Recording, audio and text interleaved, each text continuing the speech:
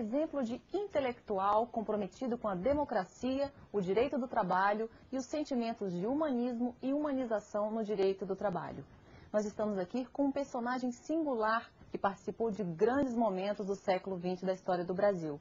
Dr. Evaristo de Moraes Filho, muito obrigada pela entrevista. Eu que agradeço vocês terem me descoberto. Eu pensei que já tinham me esquecido. Não. O senhor sempre foi um estudioso de ciências sociais, além de ser bacharel em Direito, se formou em Sociologia, sempre. em Psicologia. Qual a importância do conhecimento de outras áreas para quem atua na área jurídica? Não basta apenas um diploma de bacharel em Direito? Não, eu botei um livro que eu publiquei, que eu reputo a minha obra-prima de Direito do Trabalho, Introdução ao Direito do Trabalho, 2 volumes, 1956, da Florença Editora. Eu cito uma frase lá de Lutero, que Lutero diz: quem é simplesmente um jurista é uma pobre coisa. Que wer ist ein Jurist, quem é somente jurista, ist ein Ding, é uma pobre coisa. Quem é somente um jurista. Porque o direito não vive perdido no espaço social. O direito regula o espaço social e está no meio de todos os fenômenos sociais, da economia, até a religião. A religião, a antropologia, a psicologia, tudo isso. De modo que quem não tiver uma visão de conjunto global da vida social em conjunto, fica simplesmente um formalista, um positivista, no sentido de que reduz todo o direito à norma jurídica, simplesmente à norma jurídica. Nós sabemos que não é isso, não é verdade. De modo que quanto mais cultura geral se tiver no estudo do direito, melhor. Entendi. O senhor participou de momentos tão importantes na história do Brasil, entre elas aquele momento em que estava sendo escrita a consolidação das leis do trabalho. O senhor acredita que os trabalhadores e os movimentos sociais organizados daquela época tiveram alguma influência no texto da CLT, ou o senhor acredita que foi apenas uma obra de Getúlio Vargas mesmo? O que o senhor acha? Eu não gostava do Getúlio. Hoje eu estou revendo, né? Porque ficou tão pior que eu estou revendo. Mas porque os adeptos do Getúlio inventaram a chamada outorga ou espontânea da legislação do trabalho. E o Getúlio teria outorgado ao proletariado, ao operariado, a legislação do trabalho espontaneamente. E como se eles não tivessem pleiteado, feito greve, ameaçado.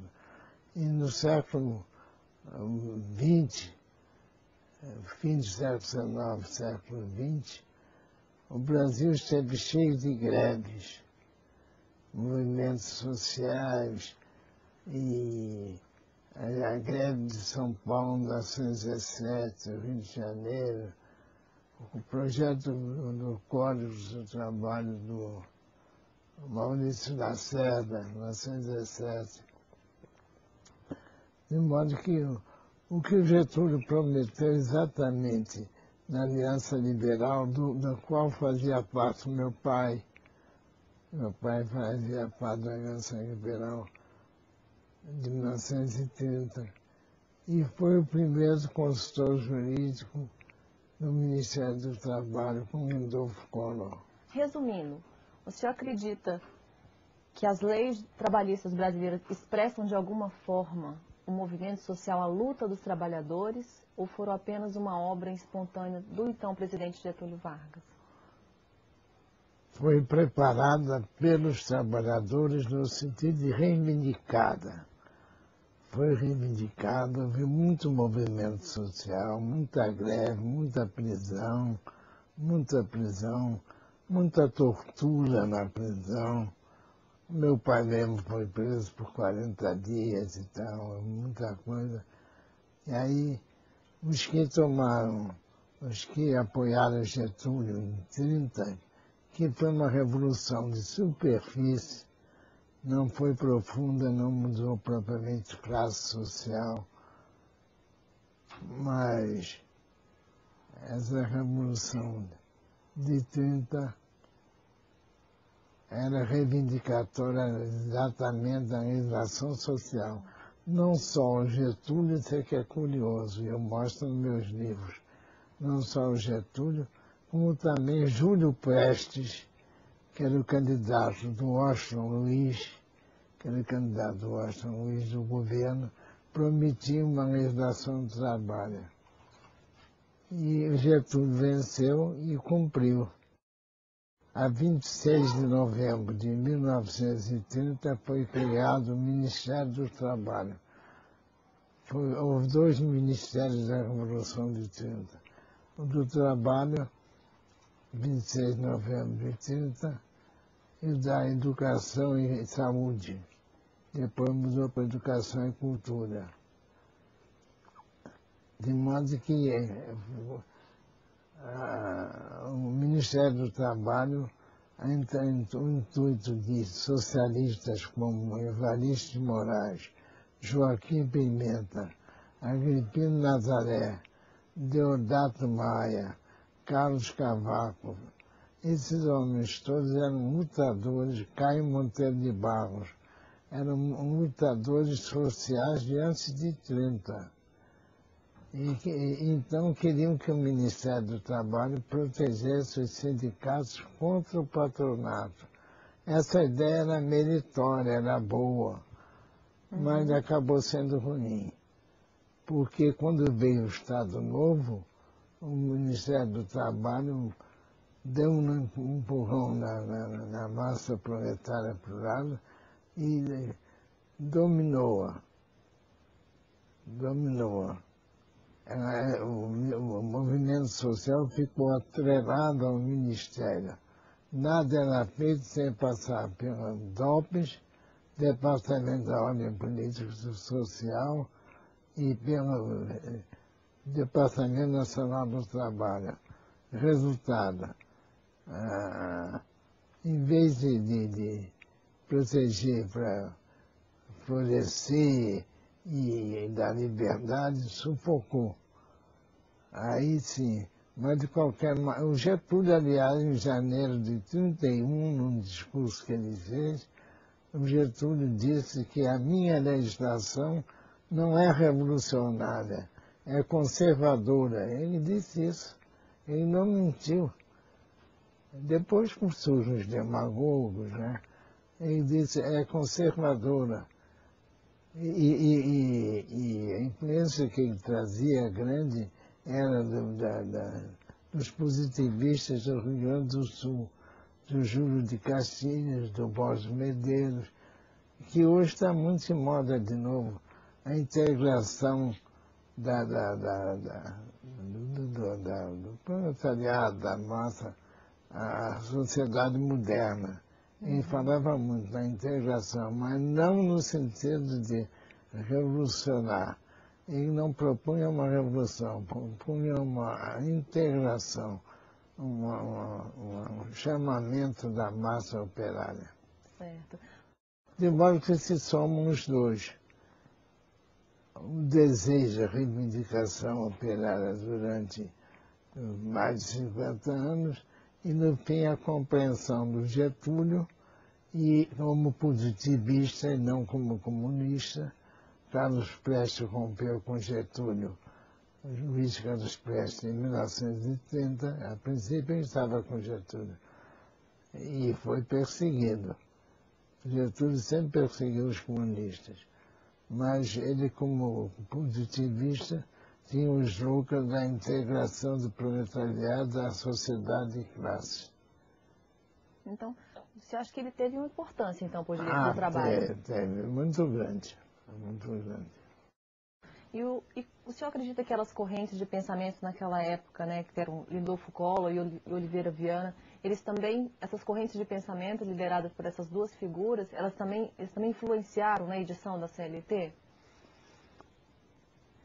O Collor quase que não chegou, porque o Collor foi ministro de 30 a 32. Março de 32 ele deixou, porque os tenentes do movimento tenentista massacrou, empastelou o Diário Carioca. O Diário Carioca, que era da família Macedo Soares, família importantíssima. E o meu pai, o Collor, pediu demissão do Ministério do Trabalho. E meu pai pediu junto com ele, saiu, deixou de ser consultor jurídico, separou-se do Getúlio para o resto da vida. E Oliveira Viana foi exatamente quem substituiu meu pai. Oliveira Viana foi consultor jurídico de 1932 a 1940. Em 1940 ele foi ser ministro do Tribunal de Contas. Até 50 e tantos, quando morreu.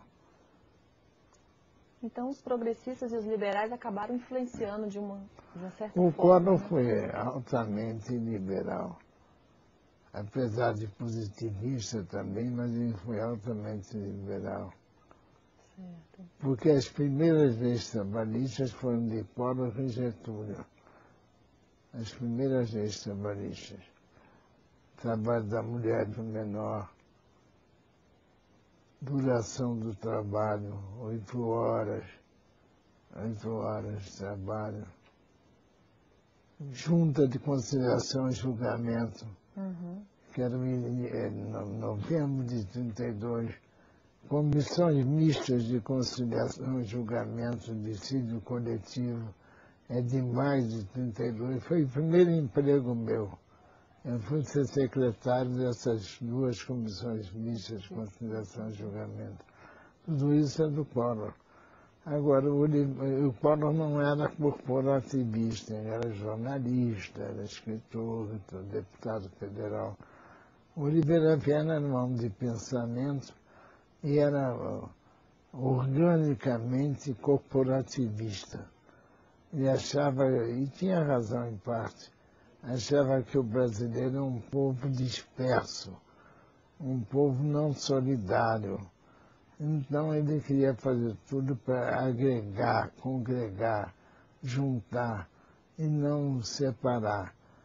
Daí fazer o chamado corporativismo. Ele era totalmente contra a chamada luta de classes.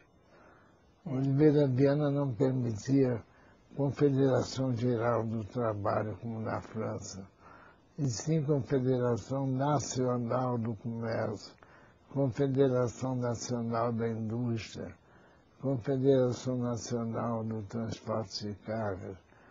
E ele fazia por profissões, por categorias corporativas, profissionais, e não em geral. Não havia interesse, não ficava proletariado contra a burguesia. Ele era totalmente contra isso. Ele fragmentava para governar, dividia para governar. Essa era a filosofia do Oliveira Viana. O senhor presenciou 2 golpes, né? Em 37 e em 64, sendo que no último deles o senhor acabou sendo preso injustamente, né, como professor universitário. Eu queria que o senhor falasse um pouco como foi esse momento para os pensadores brasileiros e se essa influência vem para os dias atuais, se isso prejudicou os dias atuais. Prejudicou. O Estado Novo foi horrível. Muita gente esquece e pensa que esse regime que terminou agora, 80 e tantos, foi pior. Não, foi igual.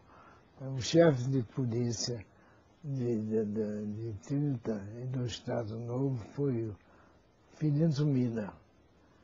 E o Filinto Miller era de família alemã, mato-grossense, mas tinha uma